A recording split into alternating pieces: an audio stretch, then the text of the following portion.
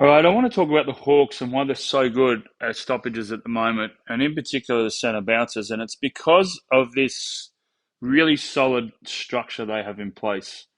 So this anchor point, this anchor point, and the one in the middle where the squiggly line is the movement, is the pivot player. So I'll run through this and I'll show you what I mean. So it's really important. So Hawthorn's going this way. You've got the blocker, the sweeper, and the receiver. So it all lines up too with the opposition ruck. So when you're going up against Briggs, who's just here on this line, he likes to hit it in this vicinity. So it's really a dead spot there for that Giants player as a receiver. But you can see why the Hawthorn players anchored right there. But what the Hawks are really, really good at is making sure they have the anchor point set. So they're pretty much the exits. So this is the exit for the Giants, and this is the exit for Hawthorn, because Hawthorn's going right of screen. Really important to have them covered. Then this player in the middle can zip around. So as you see here, movement. As soon as the ball goes up, movement. So he moves in to line. Great touch from Meek. And it helps too. He's had the most hit-outs in the competition at the moment. But you can see that there's the movement. And then you've got, as I showed, you've got the anchor points. Same again. So in this situation, you're going to have this Hawthorn player here move, but the anchor points stay.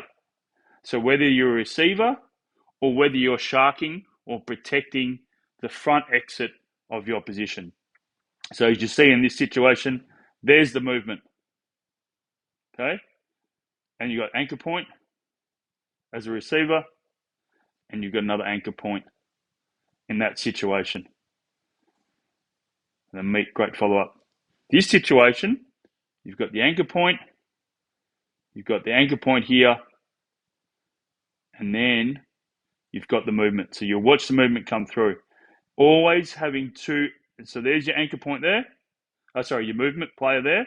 There's your anchor point. And then, you had.